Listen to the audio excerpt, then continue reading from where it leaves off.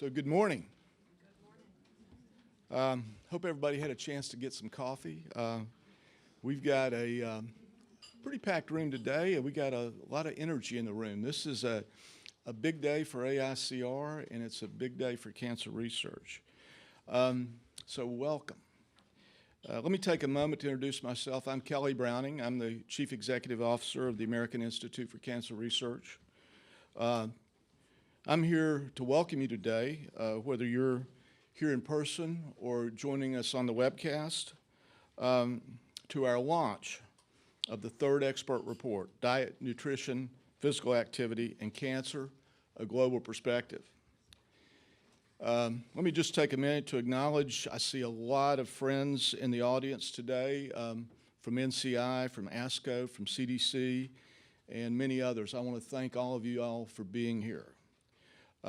Today we're going to hear from some of the experts who have put this report together. They've reviewed the entire published literature on diet, nutrition, weight management, physical activity, and the impact that these factors have on the risk of cancer, and they've developed recommendations as to what can be done to reduce the risk of cancer. We have worked diligently with our European affiliate World Cancer Research Fund on this report. And this event today is part of a network-wide global launch program. As we speak, our WCRF colleagues are holding similar conferences in London, Amsterdam, and Vienna to share this landmark report with researchers, policymakers, health professionals, advocates, and supporters. We also have many events planned for 2018 to ensure that this important resource gets into the hands of those who can use it and benefit most from it. AICR is proud to be part of the WCRF network, and we're leading the charge here in the United States. We're grateful to the many people who have contributed to this project over the last decade, and I emphasize decade, but especially our independent panel of scientists who took on this extraordinary task. Their expertise, energy, and enthusiasm were equally matched with their commitment to providing evidence-based guidance and recommendations to reduce the risk of cancer. We're very lucky to have 3 of those panel members here with us this morning. You will hear from them in a moment. Welcome again. I'm confident that your time this morning will be well spent. Please enjoy as AICR presents our latest report, Diet, Nutrition, Physical Activity, and Cancer, a Global Perspective.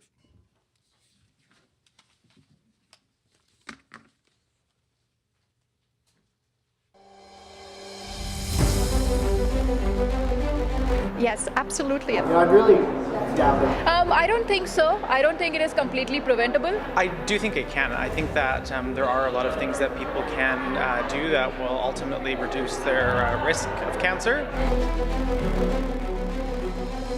Our scientific evidence shows you can reduce your risk of cancer through diet, nutrition, physical activity, and weight management. We present to you our 10 cancer prevention recommendations. We have strong evidence that diet and physical activity make a difference. This is the state of the science. A panel of experts who come at it with skepticism. They have to argue amongst themselves for these recommendations. Is there enough evidence? As a member of the expert panel, I can say that we have strong evidence. As one of the reviewers and as a member of the scientific community, I can definitely say that there's very strong science behind this. These are very solid, scientifically rigorous recommendations that they are providing to individuals to follow. The evidence is strong enough to support the concept that cancer can be prevented by diet, nutrition, weight management, and physical activity. Very clear guidelines to give individuals something that they can do themselves to prevent cancer. AICR presents a blueprint to beat cancer.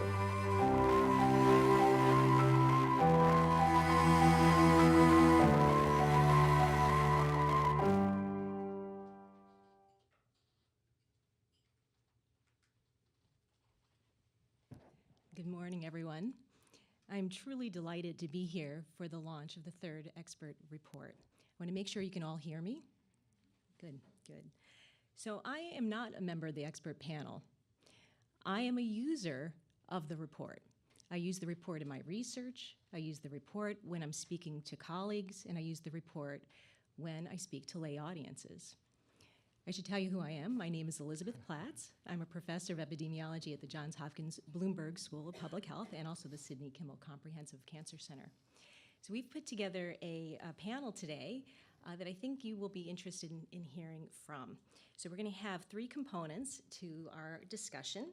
We're going to start with three members of the expert panel who will tell us about the updated recommendations which form the blueprint to beat cancer. We will hear about key findings from the third expert report, and we'll hear about the robust process that was used to generate the findings and then the support for the recommendations.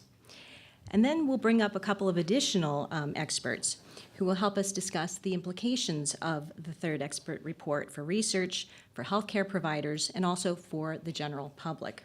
And then we'll open up the floor to you in the audience here in the room. Now, we do have an audience from around the world. We're not going to take questions from them at this time. For those of you who are in the room who are interested in asking questions, you can either come up to a microphone. Do we have a microphone handy, or do we have? No, we don't. Okay. What I can have you do is you can just come forward and you can ask your question. Or if you'd like, in your packet, you've got a blue folder. Inside of it, you'll find a notepad. You can jot down your question, hand it to one of the AICR staff, so for example, right here in the front, and then I can look at your questions and we can pose them to our expert panel. Okay, so now I'd like to introduce three members of the expert panel. One is Dr. Stephen Hursting. He is a professor in the Department of Nutrition and the Lineberger Comprehensive Cancer Center at the University of North Carolina at Chapel Hill. He's also a professor at the UNC Nutrition Research Institute. Our second member is Dr. Edward G. Vannucci.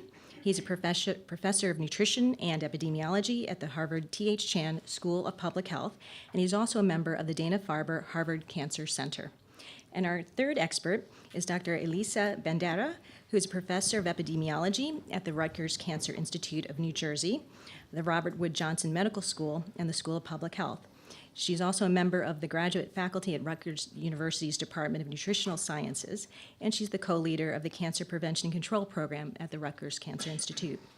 So I'd like to start with Dr. Hursting, who will tell us about the recommendations and rationale. Thank you, Elizabeth. Good morning, everyone. It has been a great honor to work with the American Institute for Cancer Research and the World Cancer Research Fund for more than 20 years. I've gotten white hair over this period, and so I have the proof of that. But it's also my privilege to kick off this morning to talk about the 10 recommendations that come from the report. It's really the blueprint for defeating cancer. So I'll ask you, in your blue folders, there's a nice refrigerator magnet in there that has the 10 recommendations. So I want to see those on your refrigerators or your file cabinets or somewhere prominent. But let's walk through those 10 recommendations. The first three recommendations for cancer prevention are really aspirational. So the first is be a healthy weight. And the evidence has become very clear and very strong that obesity increases the risk, overweight and obesity increases the risk of 12 distinct cancer types. And these are distributed throughout the body. So our recommendation is keep your weight within the healthy range and avoid weight gain in adult life.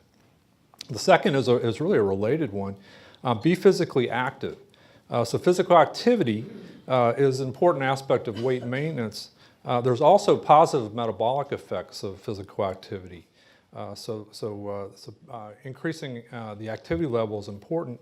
And sort of the opposite of that, there's increasing evidence that's sitting, and we all sit too much, I fear. I know I struggle with that.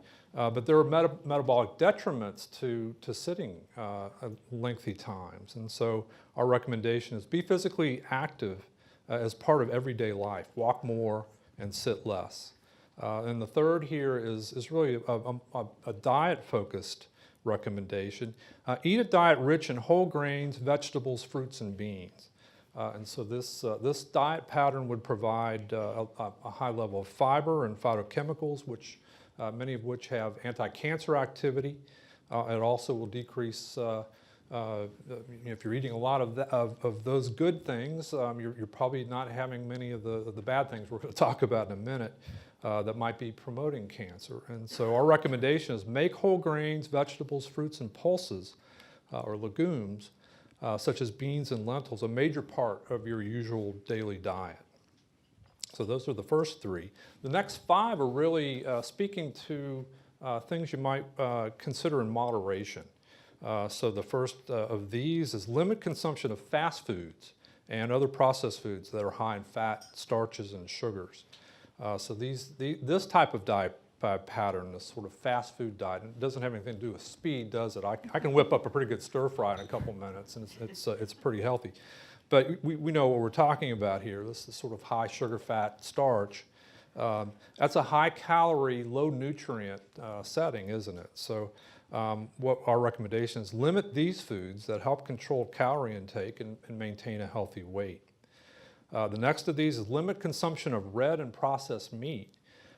Many of you know the World Health Organization assessed meat, and particularly processed meat, in their carcinogenesis protocol just a few years ago, and deemed that processed meat is a class 1 carcinogen by their definition. And processed meat, particularly for colon cancer, is considered certainly a risk and a concern in terms of carcinogenesis. So our recommendation is eat no more than moderate amounts of red meat, such as beef, pork, and lamb, and eat little, if any, processed meat. And that was a tough one for me. I like bacon on occasion, but I've really cut back on that just because that's very clear. That has a pro-cancer association. The next one is limit consumption of sugar-sweetened beverages. That's in the news a lot, and there are many concerns here. Again, these are what we call empty calories. There are lots of energy in there, but no nutrients, and so that contributes not only to the weight issue, but also, again, this bolus of sugar and simple carbohydrate is really a metabolic stress that we know is contributing. So we recommend drink mostly water and unsweetened drinks. Here's a tough one for some folks. Limit consumption of alcohol is a tough one. And one thing that's gotten clearer, this is something that a signal that emerged even in the first report, a concern about alcohol and cancer. And the consideration was really on higher levels of alcohol, whether the signal's gotten clear on this, that really any level of alcohol does seem to contribute some risk to certain types of cancer. And so our recommendation is for cancer prevention, it's best not to drink alcohol. And certainly that's something in this category of moderation. And then finally, one that might surprise you a bit, do not use supplements for cancer prevention. There really is no evidence that supplementing a particular nutrient in a sort of a high level is protective against any cancers that we've seen. The evidence just is not there. So that's not I think some folks are hoping that might be a bit of a fail-safe, can have kind of maybe not worry so much about the diet and can make it up in supplements. There's no evidence that that's going to be a cancer preventive approach. And so our aim is to meet nutritional needs through diet alone. The final two are really more for special populations. So for mothers, breastfeed your baby if you can. There are positive effects certainly on the baby for that. I mean, immunologically and metabolically, breastfeeding is clear benefits for the baby, but also for the mother. There's a clear signal of a reduction in risk of breast cancer and what looks like an encouraging signal for ovarian cancer. So so our recommendation is breastfeeding is good for both mother and baby, and that should be encouraged if possible. And then the final recommendation, what about individuals that have a cancer diagnosis? What should they do? Well, clearly, diet's important in that setting as well. Very important for a cancer patient. So after diagnosis, our recommendations follow our recommendations if you can. And it's important for a patient, once they've been diagnosed, to work with their doctor, and even after therapy, work with their doctor, because there will be some specific instances, there might be specific dietary issues with their particular cancer. One thing I want to encourage you, as you're looking across these 10 recommendations, what we're really promoting here is a healthy dietary pattern. So think about these in sort of the corporate perspective, and we're really trying to encourage habits. If you have to have that piece of bacon, or what we're really recommending here is do as many of these recommendations as often as you can, and there's clear evidence that certainly doing many of these steps will, the evidence is getting quite strong that will reduce risk of cancer. So, not trying to guilt anyone. You have to do this all the time, every day. But this is a pattern to adopt, a habit to take on, and if you can do as many of these as you can, that will have effects. Now, this is not the only cancer preventive approach one can take. We need to mention not smoking. You'll see in the box below, not smoking, avoiding other tobacco exposures, being careful about the sun, cancer screening activities that are appropriate for your age and circumstance, and also emerging cancer vaccines. These are important also for cancer prevention. We're really focusing on the diet, weight, physical activity aspects with our 10 recommendations. But again, if you see in the very bottom, following these recommendations is likely to not only reduce cancer, but also it will impact intakes of salt, saturated fat, trans fats, which contribute to other chronic diseases, cardiovascular disease, diabetes, stroke, etc. So this will contribute to overall healthfulness. So here's a good blueprint that the evidence is emerging, and my colleagues will tell you a little bit more about that evidence. But a great blueprint to reduce risk of cancer. Thank you. Thanks, Steve. So I think we're going to have some additional conversation Yes. later on about how to achieve these recommendations, how healthcare providers might think about them, and tell their patients about how they can help prevent cancer. Yes. Yeah, great. So let's move on to Ed. So Dr. Giovannucci, can you tell us a little bit about the key findings from the expert panel that are in the report? Thank you, Elizabeth.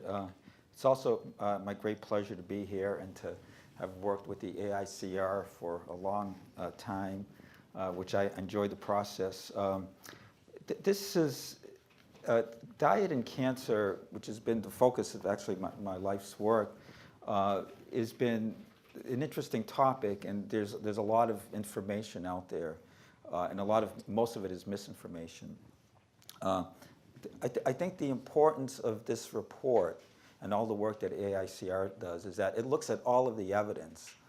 Dr. Hurston did a great job in summarizing the main findings, and what you don't see is all the other work that went into this, looking at every single lead, every single food and nutrient, and see what's important.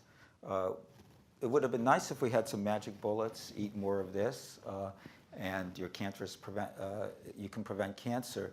But I think as our thinking has evolved, a more holistic viewpoint, I think, is important. And we get back to the basics of a healthy lifestyle. Keeping a healthy weight, being physically active, and having a balanced diet. The important aspect of diet also is that it helps maintain a healthy weight. So if you follow the guidelines, some of the evidence is really based on maintaining a healthy weight. So for example, some people might say, well, you have sugar-sweetened beverages. Is sugar carcinogenic? Does sugar cause cancer? We can't really say that in that specific sense, but when you look at the whole pattern, it does contribute if you drink a lot of sugar-sweetened beverages and a lot of the fast food that Dr. Hurston talked about. That does contribute to things like excess body weight. and to an increased risk of various cancers. So if you go down the list, as Dr. Hurston went, the first three are really focused on energy balance, maintaining a healthy body weight, and we do that primarily with some physical activity and having a balanced diet. So that's really the crux, the most important part of the message. The foods that you eat are very important. Again, we have to think in terms of a dietary pattern, that you're eating some foods and not eating other foods. So if you're having a diet rich in whole grains, fruits, vegetables, and just generally fiber-rich foods, and avoiding things like the highly processed foods, that will actually help with maintaining body weight and maintaining probably hormones and things that are important for cancer, the normal levels of things like insulin and estrogen that are risk factors for cancer. We also consider, we don't talk a lot about that today, but they're mechanistic considerations, like, why do these things cause cancer? We don't have very precise answers for a lot of them at this point, but there is a lot of body of information suggesting things like inflammation, high levels of insulin, estrogens, for example, may be important for increasing certain cancers. Now, I think it's also important, one of the, like over the years, the body of evidence has increased, and Dr. Bandera will talk a little bit more about the specifics of the process, which is important. But the key point is that the evidence has strengthened. There are more studies and better studies. There are studies, for example, that are prospective design that are less prone to bias. It's also like we don't base the evidence on one single study. In the media, sometimes you may see, there's a lot of focus on the latest study that came out that shows this. We don't look at it that way. We look at the whole body of evidence. And you see a much clearer picture, I think, when you look at everything together rather than focusing on the most recent study. And another, as Dr. Hurston also mentioned, alcohol is another example where the data has been interesting. Alcohol has been known as a risk factor for cancer for many years. People probably think of alcohol and cirrhosis, liver cancer. But the evidence now is much deeper and more extensive.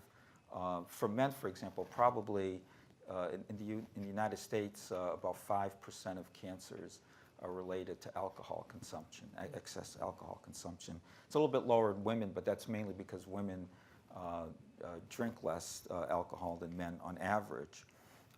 But in the report, we uncovered new findings. For example, alcohol is a risk factor for colorectal cancer, and that was shown only in men previously, but in the latest report, we see that with more data, it's also a risk factor for colorectal cancer in women.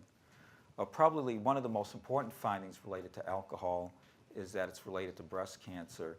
And the reason that's particularly important is that the dose response, which we're able to look at much more carefully, seems to be linear in the sense that there is no safe level of drinking.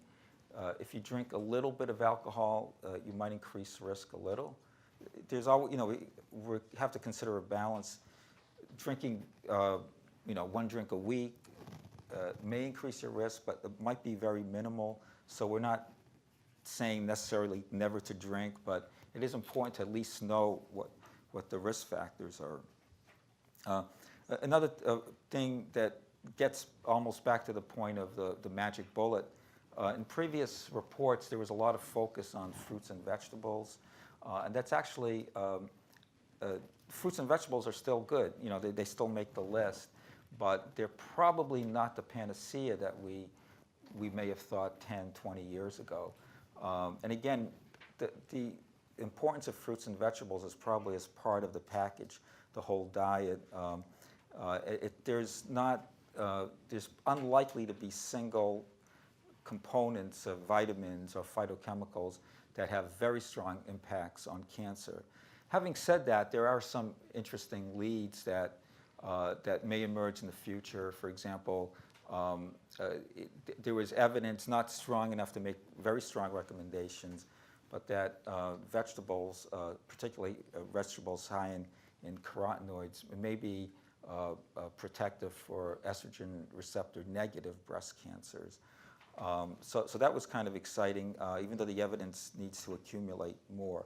So that's not to say that there's nothing special about fruits and vegetables. It certainly should be part of the diet, but I think we have to look at other components, whole grains, which also came up, new evidence suggesting whole grains is protective for colorectal cancer. So I think, again, looking at the whole dietary pattern, that's most important. And as was mentioned earlier, it gets back to this point that it is unlikely to be a supplement that will have a big impact on cancer. Certainly in the future, new evidence could emerge, but a lot of supplements have been studied in great detail, and so far results have been very disappointing. So you can't take the magic bullet and avoid the lifestyle. You still have to look at the whole dietary pattern and energy balance. Great, thank you, Dr. Giovannucci. So now let's hear from Dr. Bandera, who's going to tell us about the process. So how did they get to the point of having the report and generating the recommendations? So again, thank you so much, all of you, for coming, and I appreciate AICR and WCRF. It's really been a truly pleasure and an honor to be part of this process. And I appreciate the opportunity to talk about the process, because I really believe in this process and the project in general. You see this, and it seems so simple, but the work behind this is enormous, and it's been over a decade to get to this, and a lot of work from over 100 scientists have worked on this. So I'm trying to explain, I'm used to work with slides, so I'm going to try to explain a very complicated process, and hopefully I won't lose you, but I'll do my best. So a little bit of the history of how the Continuous Update project started. Right after the launch of the 2007 report, which is the second expert report, there was the knowledge that we all know that the evidence gets old very quickly. So as soon as you publish a paper, there's more papers coming up. So there was the need to continue to update the database, the evidence, so that the conclusions are always, and the evidence that we have are always the most updated evidence that possible. So that was the launch of the Continuous Update project. And it involves several processes similar to what the second expert report did, but improved because we learned from the second expert report. So there are several steps. The first one is a protocol. So for every, you probably are, most of you familiar, if you go to the AICR, you see the different continuous update projects, continuous update reports that have been published for the different cancer sites. And they have been released over the years, in the past 10 years, for breast, colorectal, etc. So for each of these reports, there's a protocol that basically describes the methodology that has to go to be done to do these systematic literature reviews. And this protocol basically outlines the criteria for eligibility for the papers to be included, what the search criteria should be, what databases are being searched. Everything is outlined there. And these protocols are being sent to peer reviewers so that they can provide, experts in the field that they can provide feedback, and the protocol is then improved. Again, making the process better and better. The protocol then is followed by a centralized team that is at Imperial College, led by Dr. Teresa Norat, which is an expert in meta-analysis. And this is a big difference between the second expert report and the third expert report. In the second expert report, there were 7 centers around the world doing this meta-analysis. In this one, is one group, one team of experts doing all these meta-analysis, all these systematic literature reviews, and this is a major strength of the process. So once they follow the protocol, they come up with these massive, sometimes a systematic literature review for breast cancer is probably 2,000 pages. If you download, everything you can download, everything is transparent. You can go to the website, and you can download the protocol and the systematic literature reviews and everything, all the documents that support this. So again, the systematic literature review includes a summary of all the findings and all the tables, which is an amazing resource for researchers like us, because you see all the research that have been conducted, stratified analysis, what confounding variables were into it. So for any of us doing, looking at the literature, it will take us forever to find what papers have been done in a certain topic. But here, everything is out there. So these systematic literature reviews for each cancer site, again, went for peer review to experts, and the experts will provide comments, came back to Imperial College, they will make adjustments, and those reports are the ones that were fed to the panel, to us. So we will have meetings annually in London, in the headquarters of the World Cancer Research Fund, and we will sit through, the Imperial College will present the data to us, and usually for each cancer site, there will be 2 panel leads. So 2 of us will team up. We'll have a conference call ahead of time to come up with the preliminary recommendations of what we think the conclusions should be.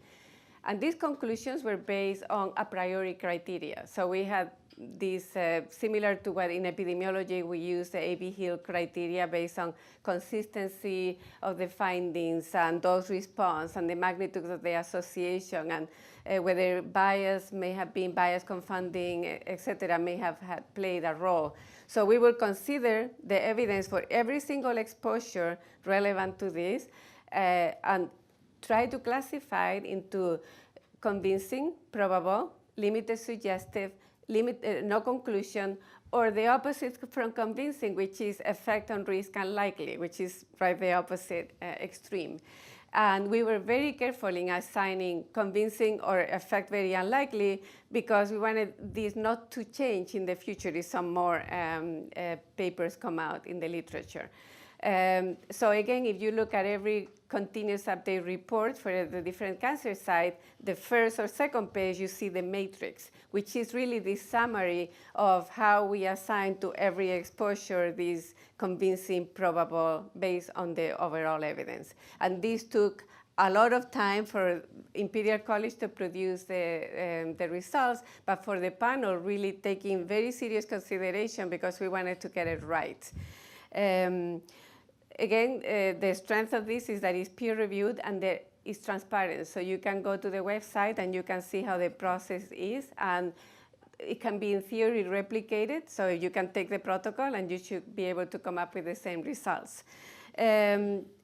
So after that, you have all the different CAP reports from the different cancer sites, and this came up to basically this is matrix, and where is my report? So it's wonderful. I don't know if you have seen it in this report. This is, by the way, the summary of the report. All the chapters are, it's more than 2,000 pages for the actual report. So the matrix is, I don't know if you have seen it, it's foldable. You can fold it out. OK, there it is at the very end. This is an amazing summary, too. So basically, it's by cancer site and by exposure. So you can see for a given cancer site, you can see what all the exposures, the grading of the evidence for convincing, probable, et cetera. And you can go the other way, and you can see for alcohol, for example, what cancer sites are being affected. So this is really an important resource. And the panel used this to come up with the recommendations that we heard today. So again, just to summarize, most of the strength of this is again, this is the most rigorous and comprehensive report out there, the most updated and an amazing resource based on the best quality research that we have right now. As Dr. Giovannucci mentioned, the advantage of this report is that it's based on cohort data versus the previous report. We have a lot of case control data. This is all prospective data, so it avoids some of the biases of case control studies, et cetera. And the advantage over the past 10 years is that more cohort studies have been accumulating, and even more important, in addition to more cohort studies, there have been more consortia, so there are pooled data, all these studies coming together, and that gives us numbers to actually zoom in and be able to look at, are there differences by hormone therapy use, are there differences by geographical site, or certain subtypes. I wish there was more information about the subtypes, but this is an area of research that hopefully there will be more pooled data coming later, team science, so that we can answer some of these questions. Again, emphasizing the transparent process and the unique resource that this is for the public, for health educators, health professionals, but for research like us. Again, it's like if you're going to write a proposal, you can see, okay, what do we know about this? It points out research gaps, and it points what we know at this moment. Great, thank you, Dr. Bandera. So you can hear why this is an authoritative report. The process is absolutely robust. So I am looking forward to reading my copy of the summary and using it in my own work. So let's thank our panelists, Drs. Hursting, Giovannucci, and Bandera, for this part of our session. So they will stay here on the dais, and I'd like to call up 2 additional panelists. So we will now engage in a larger discussion of the implications of the 3rd expert report for research future directions, for healthcare providers, and for the general public. So I'd like to introduce Karen Collins in purple. She's a registered dietitian, nutritionist, and a fellow of the Academy of Nutrition and Dietetics. She promotes healthy eating as a speaker, consultant, and writer. She has written over 2,000 nutrition-related articles for the public. So she's going to help us contextualize for providers and for the public. And then Dr. Joanna Lena, she is a nutritional epidemiologist and program director in the Clinical and Translational Epidemiology branch in the Division of Cancer Control and Population Sciences at the National Cancer Institute. So what we're going to do is we're going to pose a few questions, and then our panelists will respond. Sometimes there might be bouncing back of ideas, and then we'll hold your questions until the audience question and answer session. So I'd like to start with this question. This is an enormous report. So Elisa, you told us that the breast cancer component, when it includes all the supporting materials, itself is 2,000 pages. The full report on all of the cancers is 2,000 pages. And with the supporting materials, in total, it's 12,000 pages, which is why it's not printed as a report for you. So obviously, it's a huge amount of work that's gone into this effort. So I'd like to know, and I'm going to start with you, Steve, why is this report so important, and why is it a big deal? Thanks, Elizabeth. Yeah, I was concerned that people would think, that's all we know. It's just that.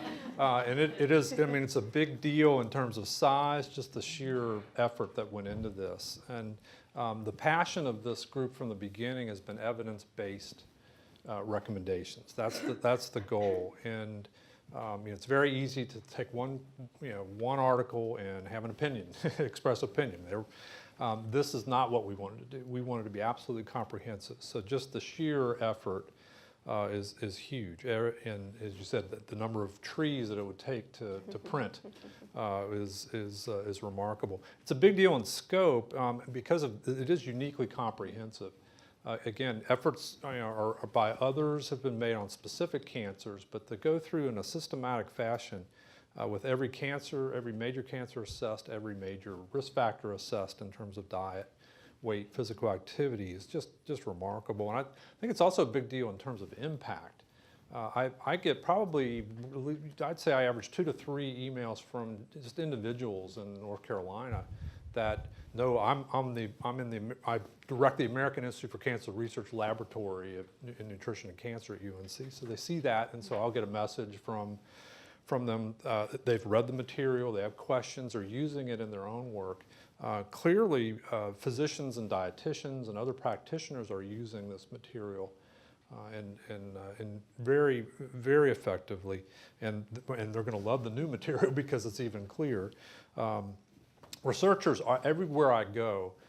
There's the book, and the former book, and so it's going to be a little skinnier now. But I'm expecting all my colleagues to have them lined up in a file on their computer because it's so much easier to access. But it is really driving research, as you mentioned in your own work, my work. Everyone that's doing anything related to nutrition and cancer are using this and it shows up in just everywhere I've gone. And I think it's also really a big deal for policy. There's a large AICR, WCRF component that pays attention to the policy implications of these, and that's so the impact is just as broad as it can be. And I guess I couldn't be prouder to have been a part of this impactful effort. Yeah. Thanks, Steve. All right. So now I'd like to ask Karen a question. So what is the impact of this report on the general public and for healthcare professionals? So does it really serve the general public? We are living in a time of information overload, and that is part of what makes this new AICR WCRF report invaluable for health professionals like me and for the public. There's a new study probably every day, either on nutrition or physical activity. But the important point, as the panel members have been saying, is that they're not all equally sound as a basis for lifestyle choices to reduce cancer risk. For that matter, health professionals know that lifestyle choices should never be based on a single study, but on the big picture from the overall body of the best available evidence. And that's what this report provides, so that health professionals can provide advice for their patients based on not chasing down what the latest headline is, but knowing that this report includes a review of everything that has been, major factors that have been studied and all kinds of things. The fact that they're not in the report means the evidence isn't strong enough. So this is calling out where they should focus their efforts with their patients, and they can be confident in the careful review that this is based on. Secondly, for health professionals, even as they're talking with their patients about reducing cancer risk, they care about the overall health of their patients. So it's very important that these recommendations will also reduce risk of other chronic diseases like heart disease and type 2 diabetes. For the general public, some may want to go access the report and see exactly what are the details that support these recommendations. Other people won't want to take the time. But either way, if you care about reducing your risk of cancer, it's vital for people to know that there are solid steps here that have been identified that can make a difference, and that's really important. This report is a call to action. It identifies where we can set priorities for the steps that will make the biggest difference. It's not a call for perfection. It's a call for action, not a call for perfection. Wherever we are, we can start today. We can choose to include more whole grains and vegetables and fruits in lunch a few days a week. We can enjoy summer celebrations without having them focused around hot dogs and sausage. We can choose smaller portions of red meat and a few times a week swap them out for seafood or meatless meals. We can find ways to work physical activity in through 10-minute blocks that we scatter throughout the day. We can learn to make vegetables so delicious that we look forward to making them a major part of our plate at dinner. These are just a few examples of the ways that we can start with the priorities that are identified in this report, focus there, and no matter where we are in a healthy lifestyle now, know that the closer we come to this whole package of recommendations, the more powerfully we're reducing our risk, but every step that we take counts. Terrific. Thank you, Karen. So this next question is for Elisa. So tell us a little bit more about how this report is different from any previous study and how it's different from what we read about in the news or we see on blogs on the internet. So we heard a little bit already that, Yes. yeah, sometimes you see a headline, there's this new magic bullet or whatever. What's different here is the volume and how comprehensive the whole system is. So what the problem with that is that they take it out of context. It's just, and things need to be replicated. This is the context. This is where you can go and see, has this ever been found before? And you can see, well, there's really no evidence. This is the whole body of literature on the topic. So I think that's the major difference. Terrific, thank you. Because we are bombarded every day Yeah, with information right. in the news. That's good, thank you. So this question is for Joanne, Dr. Elena. So you are a nutritional epidemiologist, and you're someone who's involved in optimizing the use and design of cohort studies. So could you comment on how the third expert report has surpassed the prior report in both volume and the nature of the research that's included? In other words, what is the progress in the field, the research field, that has provided the evidence to make this third expert report what it is? Thank you. I am a nutritional epidemiologist, and I'm also a program director at the National Cancer Institute, part of the National Institutes of Health. The NCI was not part of making these recommendations and generally does not make recommendations. So all of the views I say today will be strictly my own. However, actually, the NCI does, we weren't involved in setting these guidelines, but we do support much of the research and the evidence that was used to create the guidelines. So that's where I say that this is just really an important report for helping scientists figure out what we do know now and what we don't know and where we're going in the future. I am a user. I actually have 2 of the expert panel binders or books in my office because I'm lending one out so often. This really, it's true. And I actually only have one right now, so it's good you came out with a new one. Someone swiped my extra copy. But so fortunately, we have many prospective studies that with years and years of information on diet and cancer that are existing now, that are ready to be used as a rich resource to investigate questions. One of the other really important things this report does is highlight what we don't know. And for the scientific, I would say for the lay population, what we do know is important. For the scientific community, what we don't know is the important question.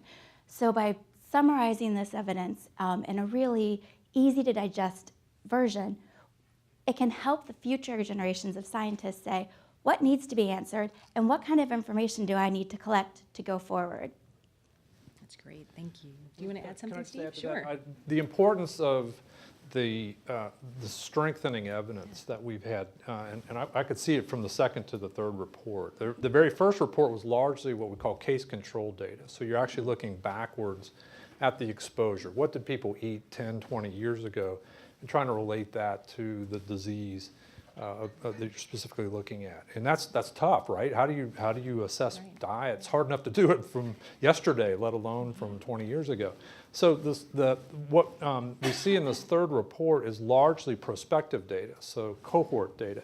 So the exposure is assessed usually early and often, and then disease is assessed as time goes on. And so now we've got much more confidence in that exposure data, what people are eating, what physical activity they've done, rather than trying to look backwards. And so almost exclusively, this report is based on prospective data or pooling data, which is even better, of multiple cohorts now put together, and the power there is incredible. So that was remarkable to me, seeing the progress as we went along, and how some things really strengthened, like the obesity story has really strengthened because of the better assessment that we're able to do, and some things have fallen out. And so the confidence that this gives us is really worth shouting about. Yeah. It's also great to have the corporate knowledge, right, among the expert panelists. I mean, you've been involved for many years. Lisa, you too. And Ed, you've been involved since the last report. Yeah, terrific. All right, so this one, Ed, is for you. So with all this new data and mountains of research, what is new in the key findings and recommendations, and what has changed? Now, you talked a little bit about it, but I'd like you to go back through it, because there's some really key things that are quite different. So the alcohol recommendation, for example. Right. Yeah, first make a general point is that, I mean, the reports get updated 10 years, or have been updated every 10 years. You obviously want new findings, otherwise why did you work the last 10 years? At the same time, if everything was completely different, then why be interested in the report? Because 10 years we're going to say things are completely different again. So you want some consistency, but you also want new information. And I think we have a good balance of that. The major recommendations have not changed dramatically. There's certainly been some tweaking and some improvements, I believe, but I think the implications are somewhat different. So for example, we still have the avoid weight gain, the recommendation, maintain a lean body mass. But we now have evidence for 12 cancers instead of 7, so that actually it's the same recommendation, but there's cancer is not one disease. We talk about cancer as one disease, and we kind of when we talk about preventing cancer, but cancer is really dozens of different diseases. But it is good in terms of prevention that one factor hits a lot of diseases. Just like if smoking causes lots of different types of cancer. So if there was every single cancer had a different factor, then it would be the recommendations would be too confusing. So we do have more evidence for body weight. Physical activity similar to body weight hasn't. The overall recommendations haven't changed, but we do have more evidence. The evidence is stronger for endometrial cancer, and also we now have, which we didn't have previously, evidence that vigorous activity in younger women seems to be protective for premenopausal breast cancer, which is, I think, a very important finding. In terms of some of the changes, I talked about this before, fruits and vegetables. The evidence has gotten weaker in a sense, but fruits and vegetables is still a part of a healthful dietary pattern. We actually have more evidence, direct evidence, that other plant-based items, such as overall fiber intake and whole grains, are protective for colon cancer. So I think the evidence is sort of matured and become broader than just looking at fruits and vegetables as having a specific special component. And there have been some changes, like there actually, this was somewhat disappointing. In the previous report, we were more confident about prostate cancer, whereas actually some of the evidence had weakened for some of the dietary factors we suggest for prostate cancer. On the other hand, we do have evidence that obesity is a risk factor for aggressive prostate cancer. And we believe that part of that reason the reason that the evidence has changed, that was kind of an unusual cancer. Most of the cancers, the changes haven't been that dramatic. For prostate cancer, the evidence got a lot weaker. And we believe that part of that is related to how prostate cancer is diagnosed in the United States particularly, but also in some European countries, where you have PSA testing now. And cancers are diagnosed much, much earlier than they were decades ago. And you also are diagnosing more indolent or less aggressive types of prostate cancer. So in a simple sense, you can say almost the disease has changed, or the nature of what we diagnose as prostate cancer. So I think that's going to be an evolving area. I still, even though we did not have firm evidence for diet and prostate cancer, I don't think it's a closed question. I think that could evolve in the next 10 years. And I think another change that we've had, an important change, is even beyond the fact that different cancers like breast is different from colon, there are subtypes of cancers. I mentioned briefly before the estrogen receptor negative breast cancer, which they're less common than the estrogen receptor positive cancer. They're about 15% of the total, but they seem to have different etiologies, and it does. I think we need more evidence, but the evidence is emerging that vegetables in particular may be protective against the estrogen receptor negative cancers. And that's, we'll only be able to uncover that because more studies are separating different types of cancers, the subtypes of cancers. And also another example of that is esophageal cancer. There are two main types, cancers of the esophagus. One type is related more to alcohol and smoking, and the other to obesity. So being able to separate those two gave us much clearer answers for both alcohol, smoking, and obesity being important. And I think the other, just one other thing I'll note, for the first time we started to evaluate data on survivorship, people who have cancer, particularly for breast cancer. And there isn't, this probably is a better mentioned in the emerging areas, but we at least started to look at that, and I think there'll be more studies in the future. So previously we hadn't even considered that, but obviously that's an important area. Great. All right, so Steve, this is sort of a follow-on to some of the comments Ed made. Earlier you walked us through the 10 updated recommendations. Some of the changes are pretty minor, and the rest are mostly similar to what we had 10 years ago. So do you have any additional thoughts or comments about those recommendations?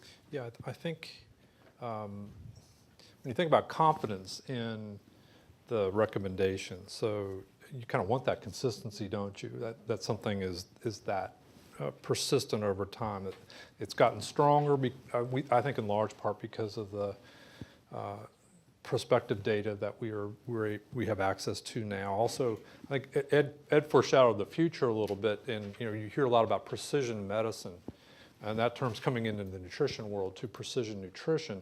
We're getting more and more precise about the specific subtypes of breast cancer. The molecular characteristics of those cancers certainly impact response to nutritional factors. So we're getting better and better about that. We're seeing data. I predict in the next 10 years we're going to be much more precise about the exposures and the disease, and that's just going to help the picture. But I think when you think about quality of the data, the strength of the data, the consistency, the depth that we've looked at here, I think that those equal confidence, and so that will be we're to the point now where we were confident in '97, but we're really confident in this now. Yeah. Thank you. Karen, this is a question for you. Oh, can I add on to that? Oh, sure, please, Joanne. The other consistency I see is with the dietary guidelines for the American population. And the general nutrition community for many years has said maintain a healthy body weight and focus on nutrient-dense foods. And to me, seeing this report today, I think that sums up the advice here. So we are focused on cancer prevention today, but it's also, in a way, a blueprint for health. Good to emphasize that. Thank you, Joanne. All right, so this question is for you, Karen. Are there still areas of confusion or misperceptions among the public with respect to cancer prevention through diet and lifestyle changes? With the abundance of information circulating around, yes, I think there's still a lot of misperceptions that we have to deal with. I'll name 3 that come to mind. The first is that, unfortunately, there are still many people who believe that cancer risk is largely hereditary, it's in their family history, or it's due to factors that are really mainly determined by things that are totally outside their control. And that is a piece of information that we need to be really clear in explaining, that this report more than ever shows that that's not true, that we can make a difference with some basic smart choices by avoiding tobacco and excess sun exposure, healthy eating, maintaining a healthy weight, and finding ways to include regular physical activity in our daily life. These basic choices, yes, we can make a big difference. So that's a very important misperception that we all need to share in dispelling. Secondly, I think as a registered dietitian, nutritionist, I want to call out the importance we've discussed this morning, the growing recognition of the role of obesity and weight gain when fat cells are pushed to expand, and how that can lead to elevations in hormones and inflammation and growth factors that are linked with cancer risk. And in the report, you'll see on page 29, figure 5, it actually shows that of the hallmarks of cancer, weight gain and obesity are associated with 5 out of those 10. So that gives you the picture of why this is so important. But we are living in a time when there are many, many people who have a history of losing weight and regaining it. And we need to be clear that as we talk about this risk and our need to address it, we need to share this discussion, avoiding the fat shaming and some of the cultural labeling, which is harmful and not helpful. We need to be clear that as we talk about the need to address issues related to weight and weight gain in our country, we're not talking about promoting restrictive fad diets that are just going to promote this cycle of weight loss and regain over and over again. We're talking about the way that these recommendations on healthy eating choices and making physical activity a regular, enjoyable part of our eating is a way that we can promote a body composition that is healthy for each individual. And I think that's very important that as we address this, we're doing it in a positive way. And that's certainly not the context that is out there in many places that people are encountering.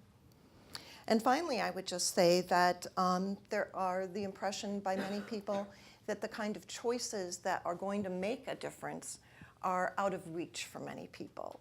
There's an impression people may hear that healthy eating is all or nothing, that there's some kind of food group that must be completely excluded in order to define a healthy diet.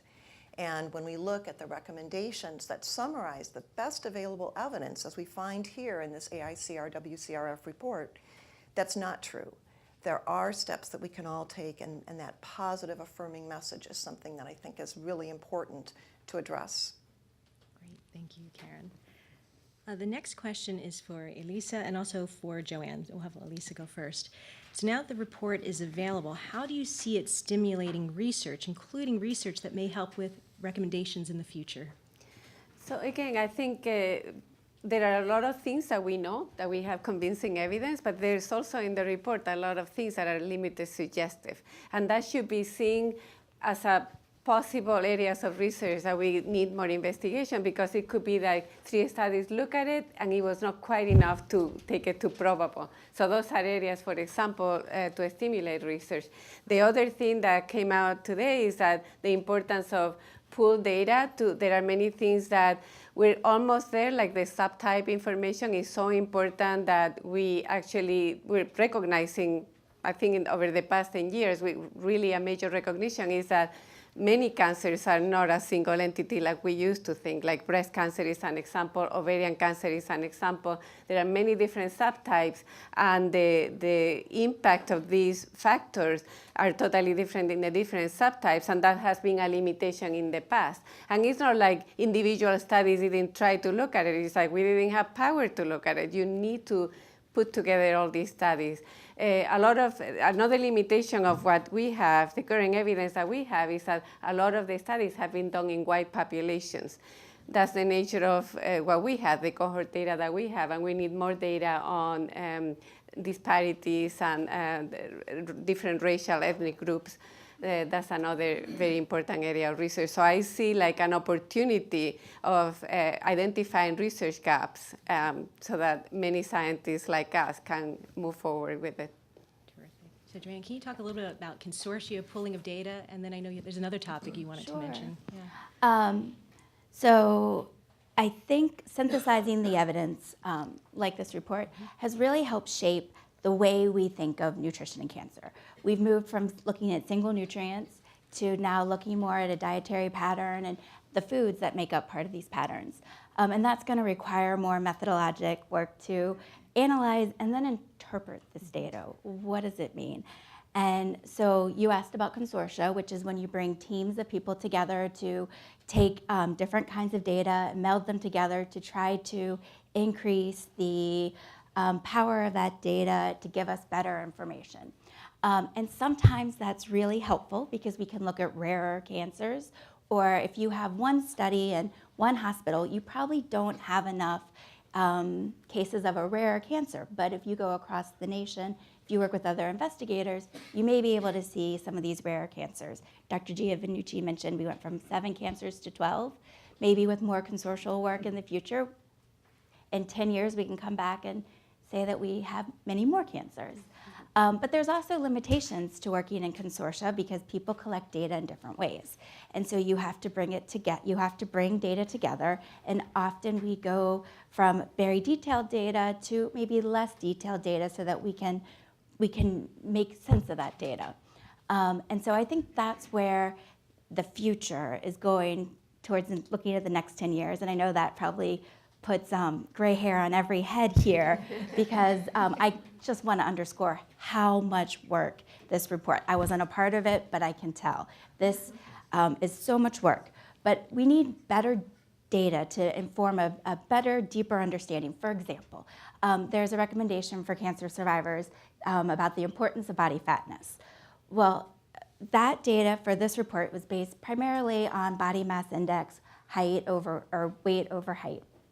And that is a good indicator in the general public, but for cancer survivors who may be more likely to have cachexia, which is extreme weight loss, or sarcopenia, which is muscle loss, it might not be as strong of an indicator. We need more research to find out. So as we go forward, perhaps looking at body composition data or trying to figure out really the true amount of fatness and muscle in a survivor may help us continue our search for a better understanding of how diet affects cancer risk and progression. Great, thank you.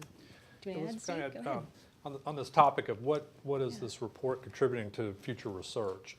So I'm a basic scientist, nutrition biochemist by training, and so I look at mechanisms underlying some of these associations. And so, I can kind of think of my own ideas for what to look at, but this is really driving. These are the human associations that are strongly connecting to cancer. So that drives research in the laboratory. And I'll give you an example. Coffee came out as a major signal, as a protective signal for a number of cancers. And there's essentially zero basic science on this. We don't know how. There's no, in our basics models, we can prove cause and effect, which can't be really done in these epidemiologic studies. And so we've got coffee studies going on. I've got mice drinking coffee, and so we'll see where that goes. But that's just one example. It's really this even from '97. I was just starting my own independent career at that time. This drove my research, and it's driving much of the basic science in nutrition and cancer is driven by this. And so these new findings and where there's often very little mechanistic underpinning is really this is really the grist for the basic science mill, I will say. Great. So Ed, maybe do you want to continue on in that theme? So talking more about what the gaps are and possible future directions. Sure. Yes. Yeah. I agree with the points that have been made. I'll just add a little bit to them. Mechanisms are obviously important. We look primarily at the epidemiologic, the human evidence, but we are informed by the mechanistic data, as Dr. Hursting mentioned. And sometimes, there are challenges. So, for example, with obesity, obesity affects lots of potential mechanisms that may relate to cancer, which gives us much more confidence that obesity is causally related to cancer, but it makes it more difficult to distinguish the mechanisms, or perhaps there are multiple mechanisms, but they're too correlated, overlapping. So I think we need some conceptual ways to try to understand that better, more holistic approach rather than reducing things to one mechanism. The other thing for future work is, as great as the cohort studies have been, one limitation of them, most of them, is that they start later in life. So people that are enrolled in cohorts are generally in their 50s, 60s, 70s even. And the main reason for that is to get enough statistical power to have results within 5 or 10 years. But we suspect that there's a lot going on early in life. And we have indirect indications for that. For example, height, being tall, is a risk factor for cancer. It's not part of the recommendations because you can't alter that. I wish I could, but yeah. But it does also, give us more evidence that there's, because your height is obviously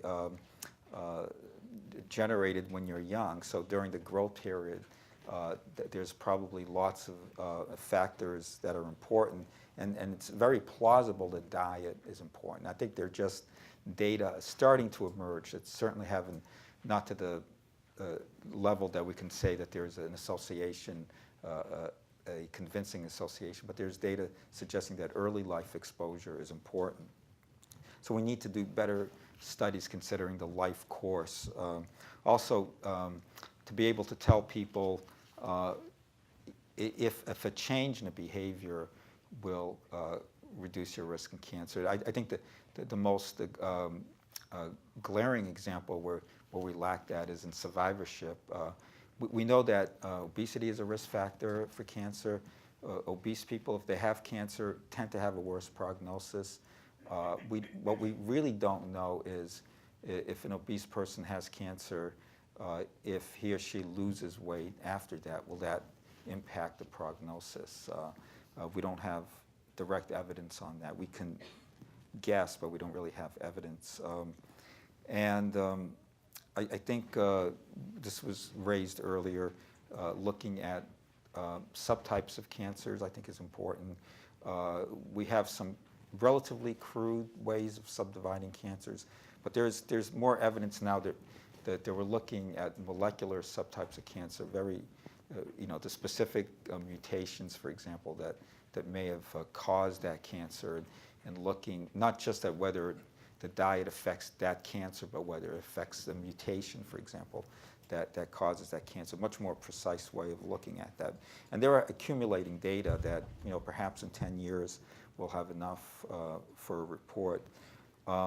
And the final point I'll make is related to an earlier point. In terms of diet,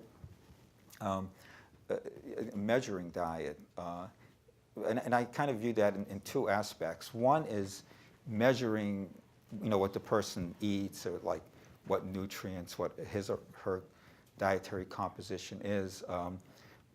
That's challenging enough, but I think even more challenging is going from that to picking out, looking at the whole diet, and saying like what's important from a whole perspective. We can actually measure a single nutrient pretty well, and that's why we probably have focused on things like vitamin C or vitamin E. But how do you look at the whole diet and how that's impacting on cancer? I think that's much harder to do. But there are emerging approaches that have been used at looking at dietary patterns in various ways, and I think some of those may turn out to be useful in the future. Good. So thanks to all of you. And now what I want to do is open up the floor to the in-person audience for your questions for the panelists. And we do have a microphone. Yes, please. Do you want to come up to the microphone, or we can hand it to you? Terrific. Thanks. Hi, everyone. Thank you for this wonderful conference. My name is Gina. I'm a pediatric resident. And I had a few questions, please, if any of the panelists can answer. You briefly mentioned about the effects of alcohol, the disadvantages of alcohol consumption with regards to cancer risk, but there have been multiple studies that have also shown that limited to moderate alcohol consumption, specifically red wine, is cardioprotective and also protects against stroke. So as providers, how do we balance that when we discuss with, specifically I'm a pediatrician, so it'll be more for the moms or the dads, and probably some naughty teens that I might have as well. So just want to get your input on it, on how do we balance that discussion with our patients. So actually, Karen, do you want to take a stab at this one first? So you're someone who speaks to the public. You speak to providers, healthcare professionals. What advice would you give them for having this discussion with their patients, their adult patients, or the parents of their patients? Well, I think there's two things. One is the idea that it's good to drink for heart health. You sometimes hear people saying, oh, that's a good choice to make. That is not a recommendation that any of the major organizations or reports endorse. So the idea of specifically drinking for heart health is not a choice.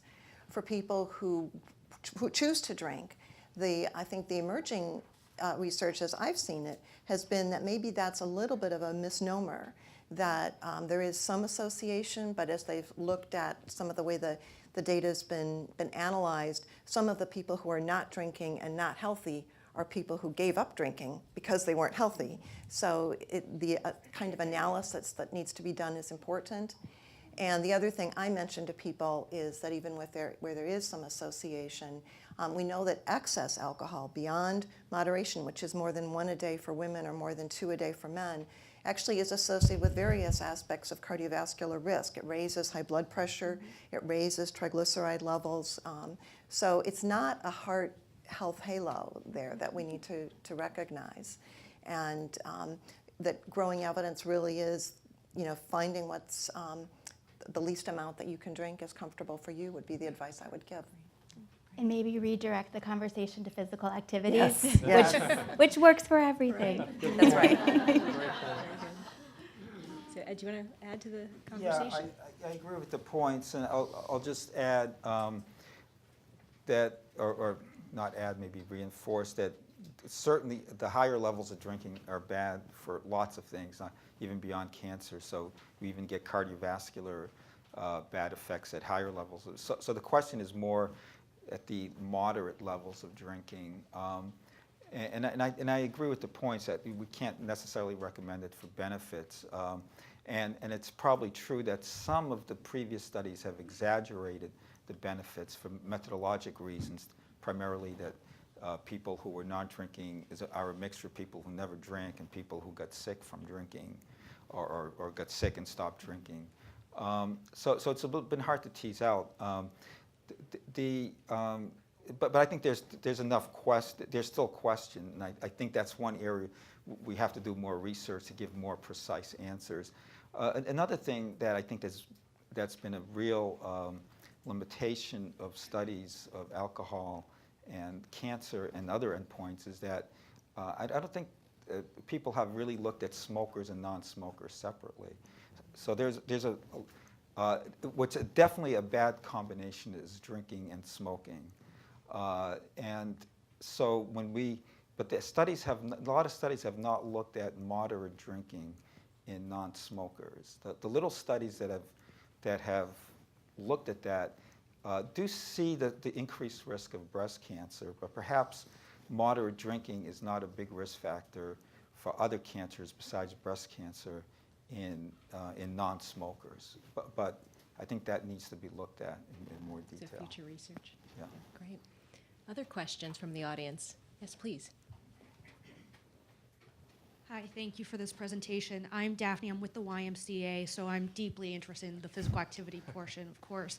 My question is, does any of this research point to the prevention of reoccurrence of cancer? Once someone has been, clean in a bunch of scans for a bunch of years and it comes back, does any of this research, help inform that?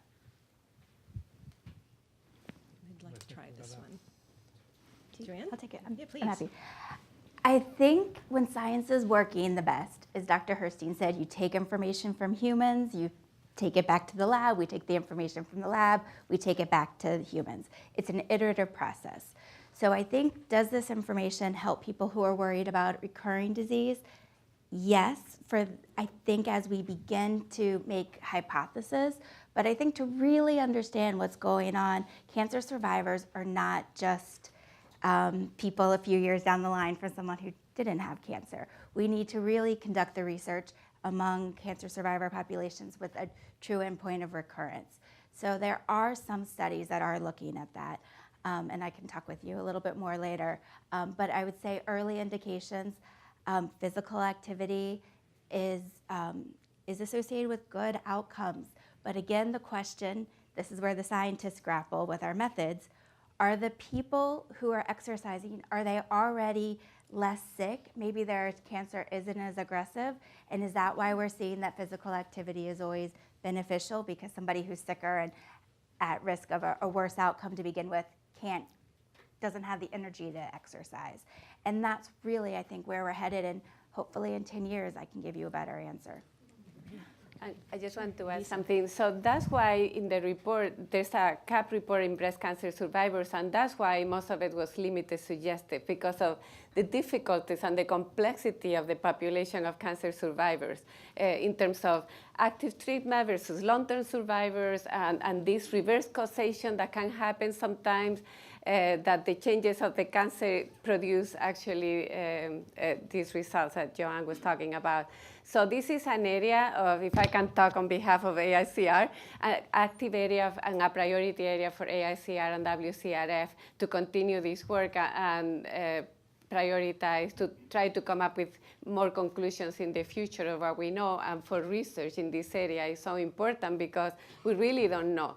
There are much more that we need to do in this area, and there are some studies that are going on. So I'm hoping that in the next 10 years we will be able to have more answers. Oh, sure. I was just going to add, too.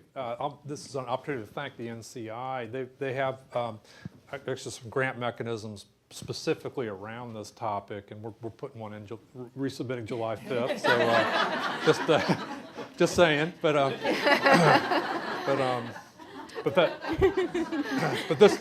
this is an important and active area of research. Yeah. All right. Any additional questions? Okay, yes, please.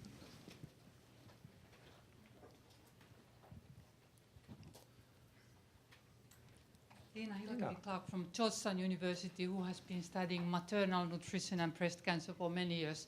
So I was very happy to see that you had the breastfeeding as one of the recommendations. But I was also wondering if a pregnant woman would be following all the other recommendations too, we probably would be able to prevent lots of cancers in the offspring. So is that there is no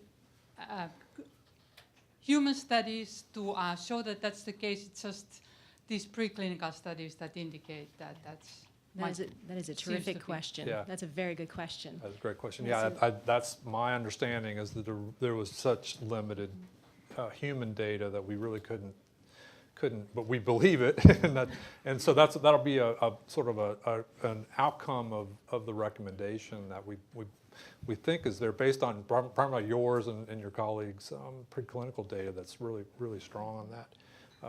But there are benefits to the mom as well from breastfeeding, and so that was I think it's been in every report, hasn't it? I think I was in the 97 and on through, so that's a solid one. Yeah. All right. Oh, yes, great. This is terrific. I'm glad there's so many questions. Yes, go ahead. Hi, I'm Cheryl Toner. I'm a registered dietitian, and I'm wondering how much we know about the different types of exercise that may be helpful. You mentioned vigorous activity with young women to prevent premenopausal breast cancer. But what about types? Everything, yoga, strength training, running. Are there certain types that have been found to be most beneficial? So that's another limitation that sometimes it's very difficult to mix all the data that we have because people have used different methods to assess physical activity. So there was a limitation, but there's some evidence that vigorous activity has more of an effect for some of the cancers. And we tried, again, we looked at everything. If you look in the report that had been published, from occupational, recreational, leisure time activity, all of that we look at. And the results is, if there was no evidence, not sufficient evidence to make a conclusion, then it wouldn't make it to the matrix. So overall, it's kind of limited, but overall, vigorous activity and moderate activity is more, had more of an effect. I don't know if you want to add more to that. Yeah, no, I think that's correct. I think those are very valid questions, and it is a limitation to data. I mean, it's a good thing that we can give it more general recommendations about physical activity, but most studies are based on leisure time activities that people commonly do in the population. And some of it, actually, a good message is that walking, especially brisk walking, is enough to impact your cancer risk. But the questions like yoga, I mean, they're just haven't, it'd be very interesting to study, but they're just are in cohorts at this point that have enough data. Hopefully in the future there will be. Can I mention another behavior change that this initiative is really driving, and that's in the researchers and what they publish and how they publish it. So if you want to be in this party, you've got to report the data in the way that will be captured by this and in a rigorous fashion and all the details there. And that's really changing not only the way the epidemiologists are reporting, but it's moving into the animal world too, because we actually we're starting to apply this same template to animal research, but those in my field, the preclinical work in either cell culture and animal models, or even the mechanistic human data, there's not enough uniformity to the way the data is being published and reported, and so that's changing. And so there are guidelines now, and so I think this initiative is really driving the way people do their work and the way they report it. That's a really good thing. Yeah, Ed has a story. I don't know if he wants Yes. to tell that today, where his own data. Yeah, I would didn't like to qualify. add something to Yes, that. Do you want to tell your little? It's actually important to understand that this is a real problem. When investigators don't report cut points, for example, then it's difficult then to include those data in a systematic review. Right. We were looking at, we happened to be serum lycopene and prostate cancer, and so I noticed that when we're summarizing our results, and I said, I noticed, I told Teresa Norrit, who runs these analyses, I said, you left out my study. It wasn't, why did you leave out my study? I know we did a study and we published it. And she looked at me and said, well, you only published like quintiles. You didn't give the absolute values, and so we couldn't use your studies because you only said quintile 1, quintile 2. So because of that, we couldn't use your study in the dose response analysis, which was a bit embarrassing because she knew more about the details of my study than I did. And it's also embarrassing that my study couldn't make it into the recommendation tool. But the important point here is that it actually is changing, as you said, Steve, changing the behavior of investigators to provide full information, so they can be included in systematic reviews like this one. Okay. So that's what I was going to say exactly, but I just want to add that another important difference in this report is that because many people reported the quantiles, we were able to do dose response analysis, and for some associations, being able to determine after a certain level, there's a threshold in which the risk increases, for example, and that was very important in addition to this report, that we have all those response and understanding the curve. So again, report those cut points. Right, so that allows for refinement of recommendations. So instead of saying, this is a recommendation, do this, take up this behavior, there can be more specificity over time. This is the threshold for risk. It's also So for alcohol, that was a good example. Yeah. It's also one of the criteria for drawing a causal conclusion is does it follow a dose-response relationship, and so it's very helpful to have that. Yeah, terrific. All right, yes. Oh, lots of hands. Oh. So, do you have a microphone? This way? Oh, I'm sorry. Oh, you have a question back here. Sorry, I missed you. Go Hi, ahead. Teresa Johnson. I'm a registered dietitian, big fan of AICR. Dr. Hurston, you spoke to the strength of the recommendations and the consistency over time. If you had a crystal ball and you could look into the future, what are we just on the cusp of learning about that will influence perhaps recommendations 11 and 12? Yeah, I think the precision aspect is going to change some things. I think we're going to see some new pictures coming in that might be specific. I was thinking of the alcohol example that Ed gave, that I think we're going to identify some populations where alcohol is really an awful thing, and some that maybe it's a protective thing based on the way we metabolize and the heterogeneity in our genetics of that. So I guess it's a fuzzy crystal ball. I'm not many specifics, but I see it coming where we're going to get more and more precise.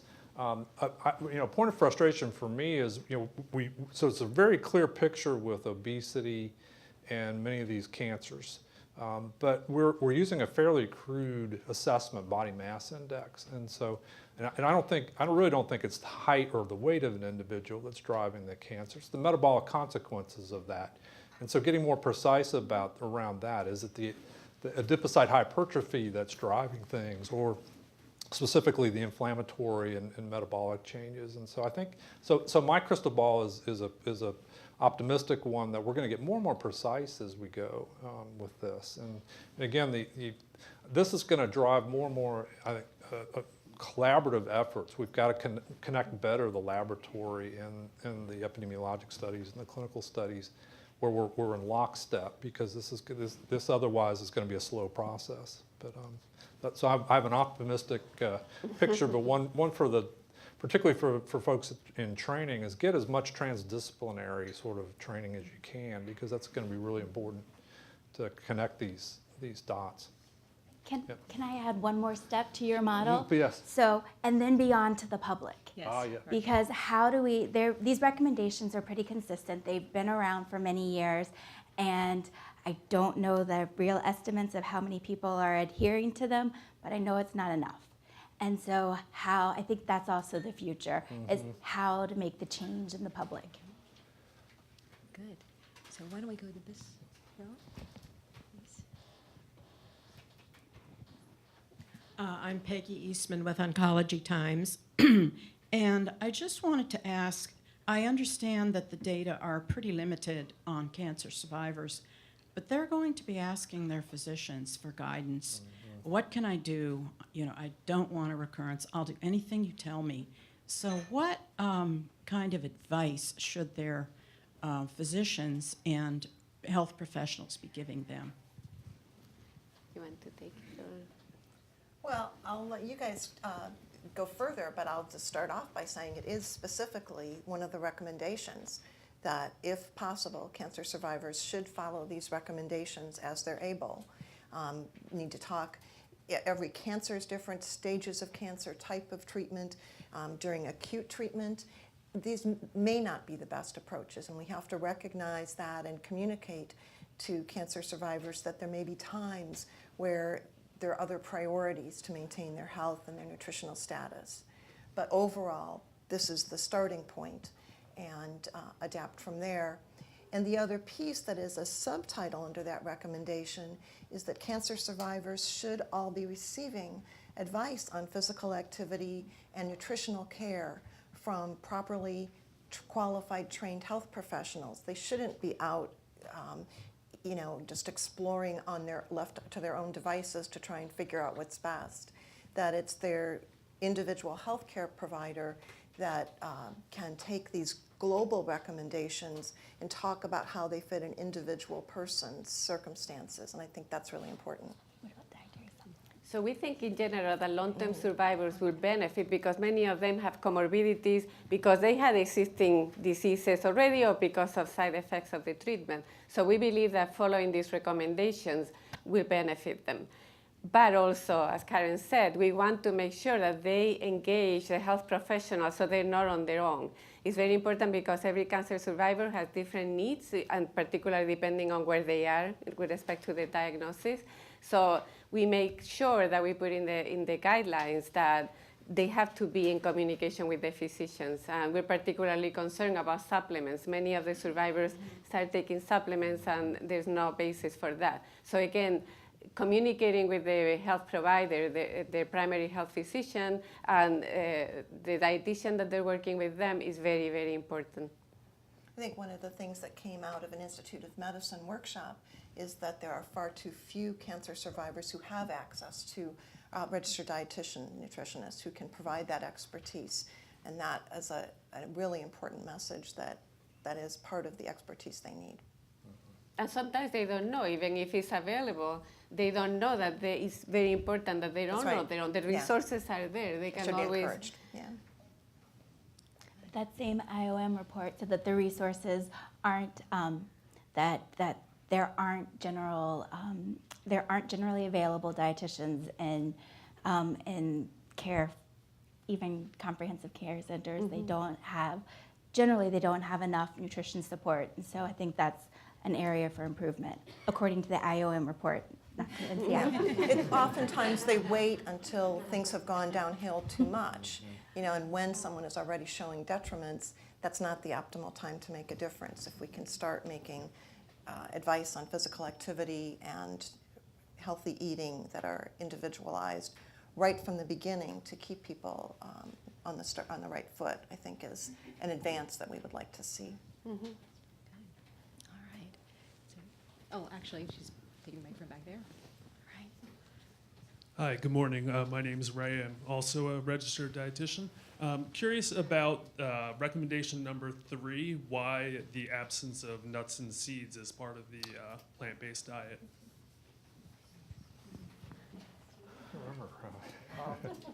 I think they're mentioned in the fine print. Yeah. But I don't know specifically why they're not in the, but they are part of it. They can be part of a healthful diet. Yes.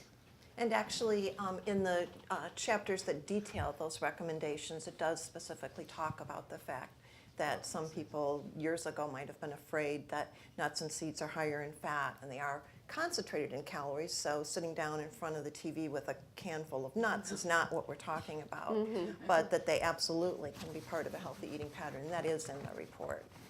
So I think, I can't speak to why you didn't put it in the recommendation, but as a dietitian, it would just be that the proportion of your plate is not going to be a huge amount of nuts or seeds, but certainly that they're a part of that. Well, if it was in the report, it's because, again, we look at all the evidence, and if it was not enough studies, enough cohort studies that have evaluated nuts and seeds, and we have enough evidence for that, it wouldn't make it to the recommendations, and that was the case. So it doesn't mean that it's not healthy, and particularly consumed in small proportion. We know it's a healthy food factor that you can do, but if it's not here, it's because there was not enough evidence in the literature. And maybe because studies, cohort studies and food frequency questionnaires, they didn't have that particular question. So we're limited with the FFQs that we have been using, with the data that we have available. Important point. Okay, good. So we're in the back, I guess. So hi, my name is Michelle Stravitz. I'm with a new organization called Two Unstoppable, and we focus on physical activity for women who have had a cancer diagnosis. Glad to see physical activity is one of the 10 recommendations, but I'm curious as to, out of 10 recommendations, how physical activity is one, and what you put in your mouth is many, and if that's reflective of the potential impact, is it reflective of the research available, or is it simply reflective of a way to break things out? So the question is physical activity. It's one recommendation, but diet has multiple recommendations. So why wasn't physical activity divided into multiple recommendations? For survivors, you mean? Or for in general. It's proportionally one out of 10. Why don't we have more than one physical activity recommendation? And I think it's the limitation of the data. The physical activity as a overall picture is there, but we can't distinguish, so what would you break down additional? So you would have maybe running or strength, weight training, we don't have the resolution. Leisure time. Yeah. So I think it's a function of the data available. Yeah, exactly. So rather than the potential impact, for example, it's not that what you put in your mouth has more impact than physical activity, and that's why it's reflected more heavily. I see what you're asking. You're asking about the relative importance. So one recommendation makes it seem like it's less important than for diet, where there are 3 recommendations. And so I guess the question is, are the recommendation numbers geared toward the impact? There's not an order to them.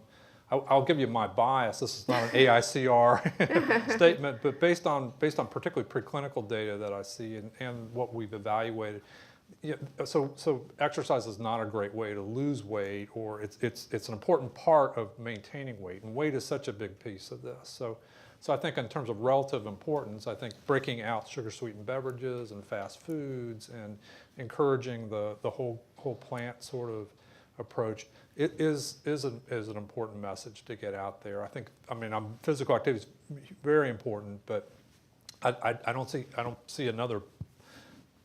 room for another statement in there that beyond where we are, given the current data. Yeah.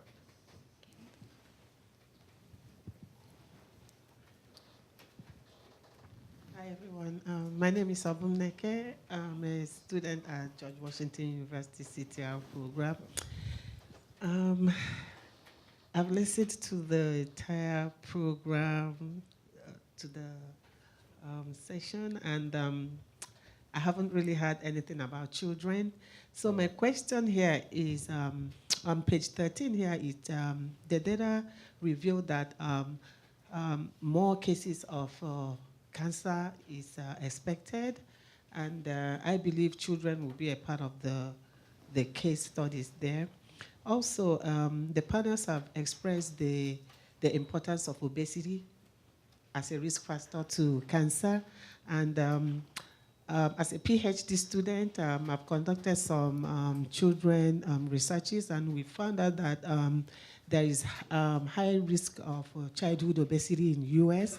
So my question here is, knowing the gap of the study, which has revealed that the limitations of the study was mostly the age. The study looked into age group 50 and above. So I'm wondering, is there any little, how can the evidence of this report inform issues surrounding children with cancer, with respect to diet and exercise?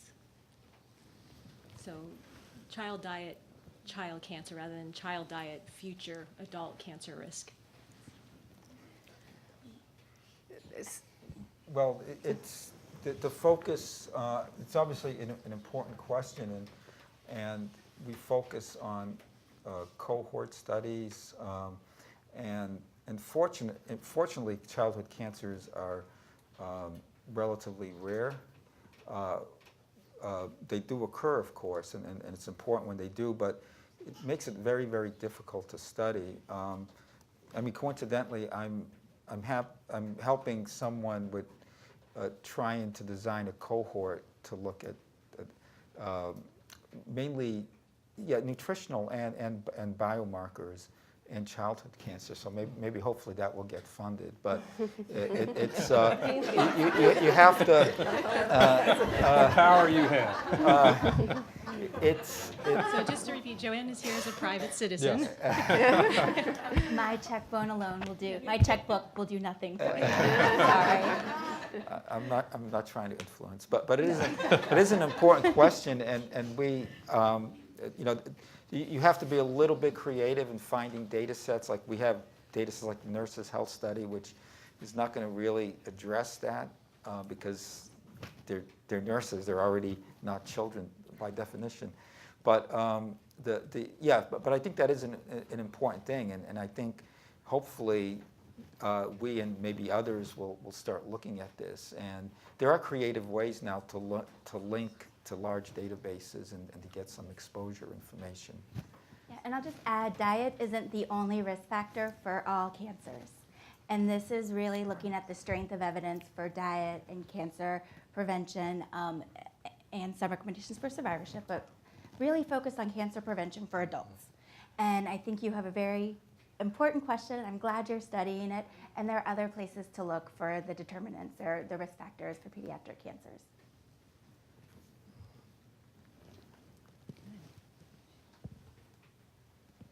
Hi, thank you for the presentation. I'm Hannah Aram from George Washington University. I just wanted to add 2 comments to the physical activity discussion. One being that the 2018 physical activity guidelines for Americans will be coming out, and while those aren't cancer specific, they do talk more about dose, intensity, and such. The other thing I wanted to add was that I noticed that there are now, I guess, in the exposure column, sedentary time was included, and I thought you might want to comment on that. Great, that's a good question. Sedentary time is, we have lots of discussions at the panel, like what it means, because it's very hard to get good information. Most of the informations are on self-report, and how much you sit. It's very hard to get information on things like uninterrupted sitting. The variable that shows up most consistently is sitting while watching TV. And then we have lots of discussions about, is that really the sitting that's the bad thing, or is it watching TV and maybe eating the junk food? Peanuts. Peanuts, well, peanuts yeah, probably not bad. Yeah, worse things than peanuts. So yeah, I think that's something. I think there's some studies now that are using accelerometers and things to try to measure it better. I mean, and again, this isn't official AICR. It's my personal sense of it is that like the activities that we pick up pretty well, like running and walking. There's measurement error, of course, but we generally pick it up pretty well enough that it gives a good signal to an endpoint like cancer. For things like sedentary time, again, the only thing that we sort of pick up as a signal at this point is TV watching. And we think that does reflect a constellation of behaviors where being sedentary is part of the picture, but it's, like we're all sitting, have we been increasing our risk of cancer the last 2 hours? Yeah, it's important, This is right? why I stand it. Yeah. I could have sat. That's my chair. I could have sat. This is why I stand. Good for you. I try to shift my weight a little bit. Extra calories. I was just going to add, so that this is, again, a fairly new variable to be looking at. Was not in the previous one, I don't think.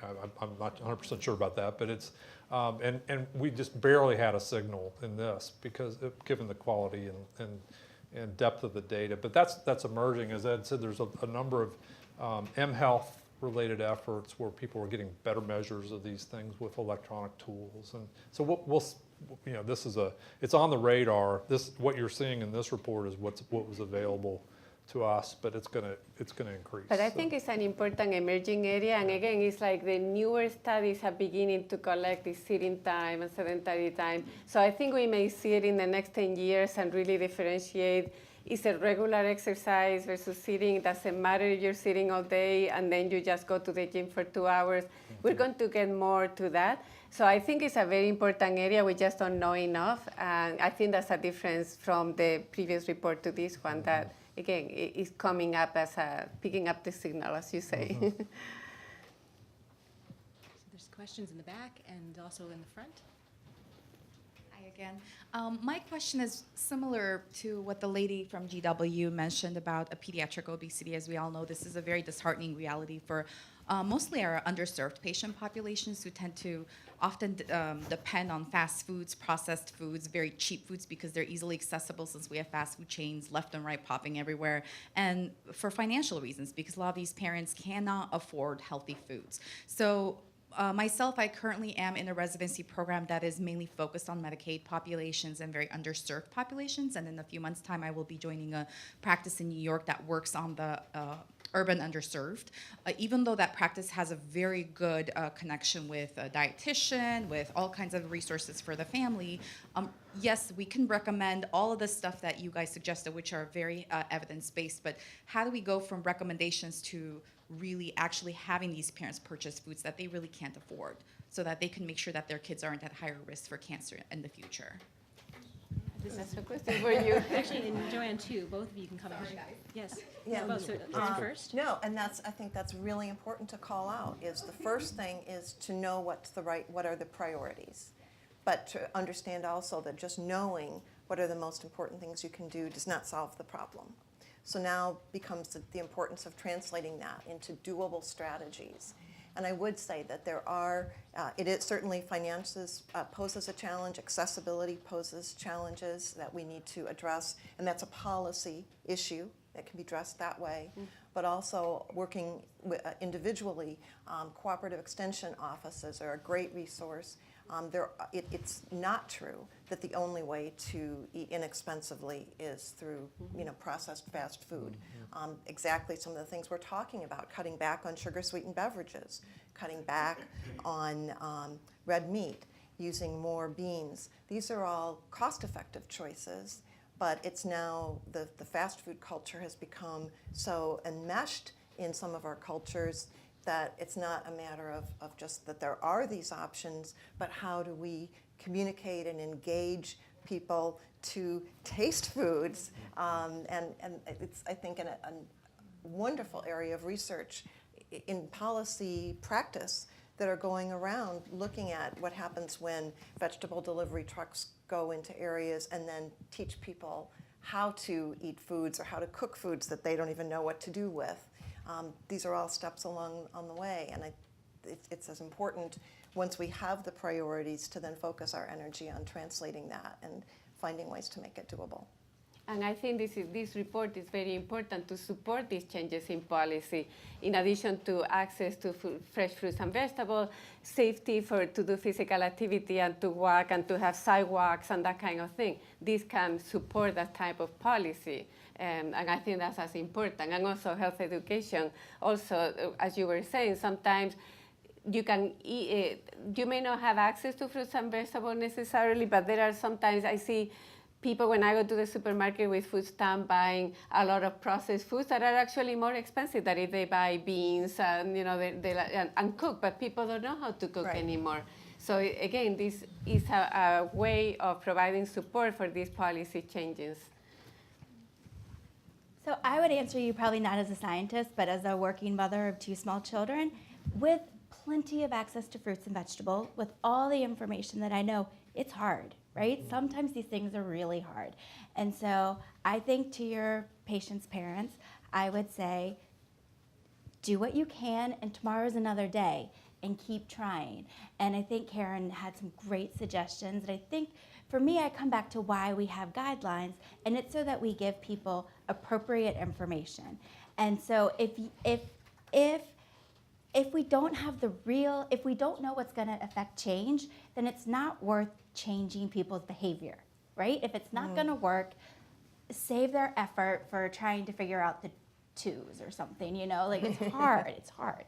So take the evidence that you can, make the changes make incremental changes until you get there.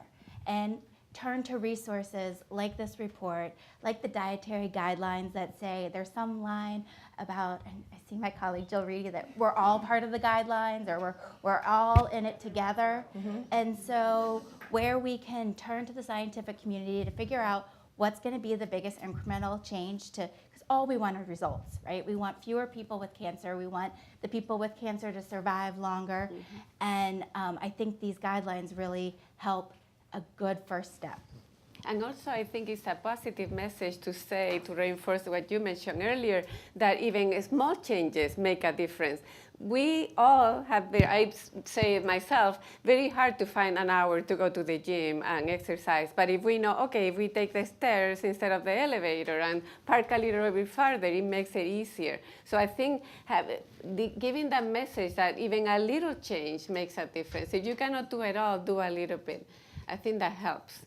Yeah, there's a lot of stereotypes about what healthy eating has to be, and that when we talk about the really simple ways of making soup and putting more vegetables in it, having a sandwich, but the sandwich has got healthy filling and it's on whole grain bread and there's fruit on the side instead of chips and cookies.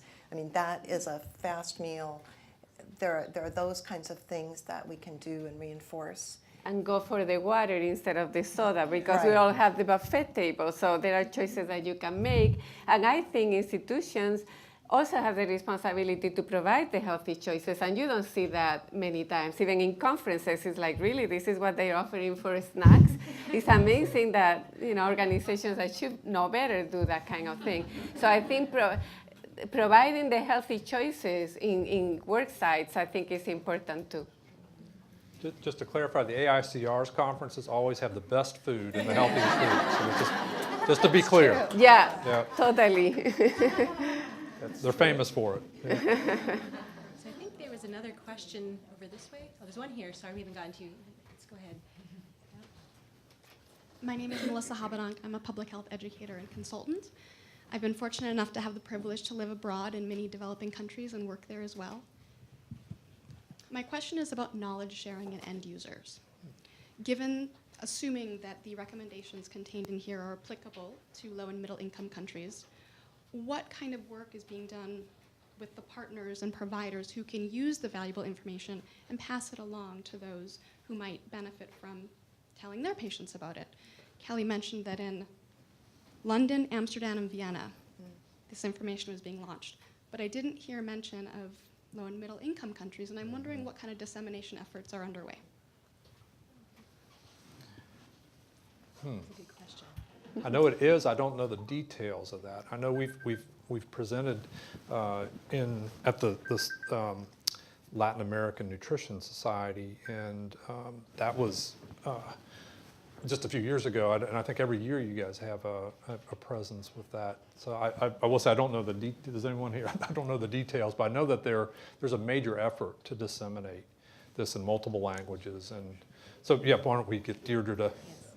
I can flail around, or we can get the real story. Thank you. I'm happy to talk about it. So one of the benefits of AICR working within the global network that we do is we work with our colleagues at WCRF, and we all contribute to what we can do worldwide. So a lot of their efforts is in spreading this message around the world and to low and middle income countries. We work in partnership with WHO. We work in partnership with the NCD Alliance, and there's a lot of effort gone into communicating through groups and their networks around that area. In particular, Dr. Hursting is right. We nearly always have some kind of a presentation at the Latin American Nutrition Conference. And in fact, hot off the press, we got word that we've got a major symposium there at the conference that's going to be in November there, which is all about the report and bringing that information. We ourselves try and translate some of our materials into Spanish in particular, and then we work with colleagues in Central South America and other places to make sure that those materials get distributed there. So there are different ways. Our colleagues in WCRF also work in the Far East through our Hong Kong office and network there. So we try and do it collaboratively with organizations that have more experience and expertise, and also offices in those places, and make sure that we're sharing the information in the way that we can. And then from our perspective, we work within Central and South America as we can. Resources are always limited, but we know it's important.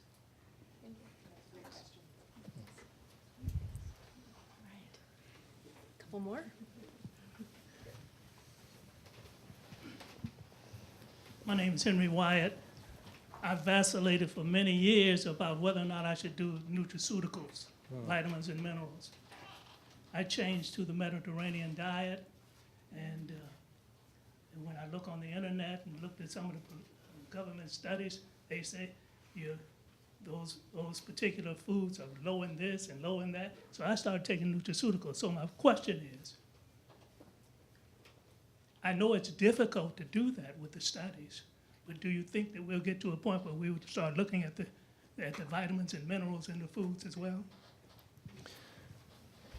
So we're definitely the vitamins and minerals in foods have been assessed through our protocols, and again, that was the hope was that this was a hot topic in the nutrition research world, was to try to get this. What a simple solution if we could just put it all in a pill, and and one a day would do the job. But I think the evidence for cancer prevention is clear that to date we see no evidence that that approach is going to reduce risk of cancer, and in no way replaces the recommendations of. So it sounds like you switched to the Mediterranean diet, so that was the better step, I think, than the nutraceutical. I remember reading the second study, and it said that they didn't look to the nutrients in the food, they just used the food itself. There certainly, individual nutrients have been assessed, and that story has, as the data's gotten stronger and deeper, that the individual vitamins and minerals, their links, and there have been numerous clinical trials of, for example, beta carotene, vitamin E, selenium. Lots of money and lots of effort went into that, and that is a pretty clear no. They're not reducing risk of cancer. And in the case of beta carotene, they actually got a little signal of an increased risk, particularly in long-term smokers, where some of the effects of the beta carotene would be offsetting and enhancing. So that's the story of today, and that's not to say someone can't come up with something that's going to change the picture, but based on the data today and a lot of effort in this, that is not a cancer preventive approach. Was that? we thought long and hard about that, how strong to be in that statement. As you see in our recommendation, there's not much room in there for But nutraceuticals help with health. what. And if you got good health, because there are a lot of things, a lot of diseases that can contribute to cancer, is the point I'm making. Yes. Certainly, I'm not saying, so supplements for some populations, cystic fibrosis, are very important to replace. But from an overall cancer preventive perspective, the evidence isn't there that we can put something in a pill that will be protective above and beyond the foods. Yeah. I mean, I concur. Just to make clear, like I think a lot of the evidence was based on food intake. So, for example, tomatoes has been associated, at least in some studies, with lower risk of prostate cancer. And then there's been, lycopene is one compound that's been isolated in tomatoes. And there are reasons to think it may be an important item, but then, when you look more carefully, there are hundreds, if not thousands of compounds in tomatoes. And so that's why if you see a consistent association with tomatoes, you might say, like, you might focus, we might make a recommendation, lycopene-rich foods. That's a little bit more conservative in terms of you're more likely to capture the truth than to isolate one single compound. Yeah, I mean, I think it's, Steve mentioned coffee. Coffee is interesting because there are lots of antioxidants, for example, in coffee, compounds with antioxidant properties. And it's hard to isolate a single one that's important. So I don't know if it's not to say, it's certainly possible that some of those items may turn out to be important. It's just that the evidence really isn't there from the way we do studies. Yeah. We'll say that, so there's an emerging story with the microbiome, and so there may be a nutraceutical type approach in terms of reprogramming the microbiome in a more healthful direction. We don't know yet, but that's talked about as a sort of a possible future kind of approach. Probiotics will do that.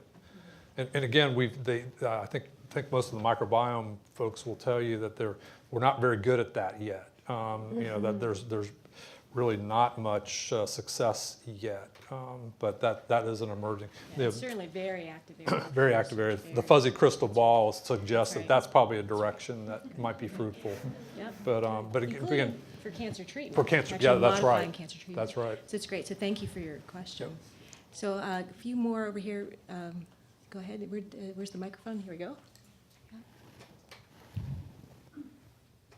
Thank you, AICR. This is a wonderful report and a great session. Thank you for the questions. My name is Lisa Kennedy Sheldon. I'm the Chief Clinical Officer at the Oncology Nursing Society.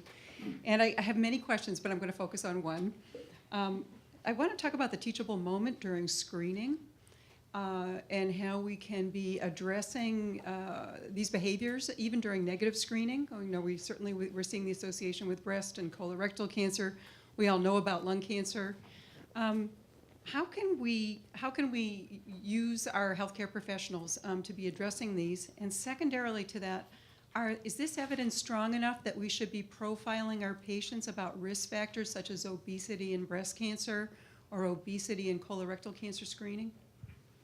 So you have two questions buried in, right? So the first one, so at the time of cancer screening, if someone has a normal result, is that also a moment to say, here's some recommendations to help ensure that down the road you don't develop cancer? I think that was your first question. Right. So why don't we go ahead and take that one first? I'm happy to take both of them. Okay, go ahead. Is that unless someone else? Yeah. So yes, every time you touch a patient, every time you have a healthcare interaction, it's always an opportunity to help improve general health and cancer reduction strategies.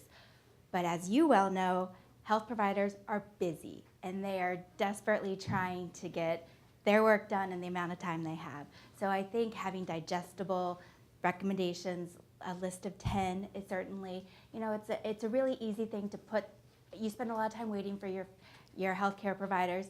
In the waiting room, you could have this that nice, it's magnetized, as Dr. Herstein pointed out. Put these signs everywhere. So where you have a moment, educate. And the second piece, I don't think we have an answer for how we tailor screening, but I can tell you the NCI is actively involved in many trials and lots of investigations to try to figure that out, because we can't always screen everyone, and we don't want to unduly burden anyone if it's not going to make a difference ultimately in your cancer prevention or care. So I think strategically thinking about who we should screen, what time, when, is a really active area of research, and but outside of the scope of this report. Right. Good. All right.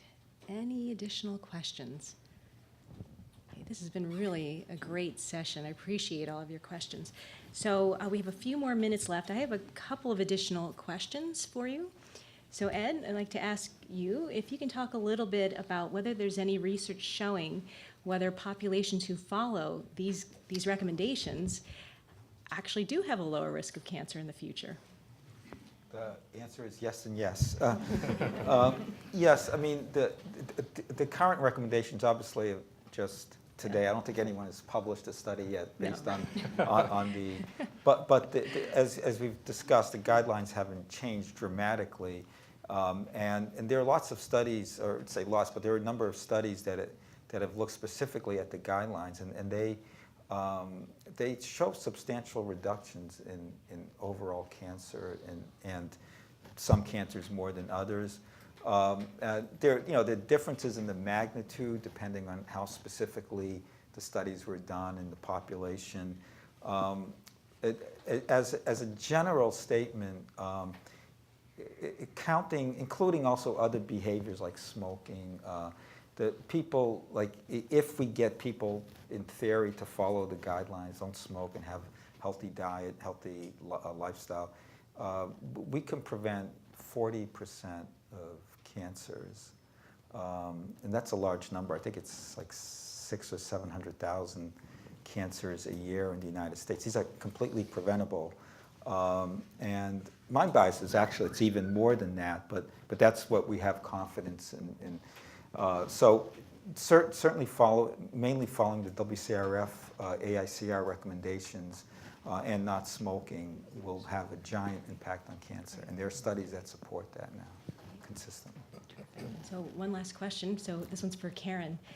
So how can the general public, and I'm putting myself as a member of the general public, actually achieve these recommendations? What are some strategies they can use? Well, we hear so many things of what makes healthy eating, and I think the true value of this AICR WCRF report is to consider it a blueprint to identify these are the steps that are going to make the biggest difference in your cancer risk. You don't have to focus on every 5,000 things that you hear about. Hone in on these things.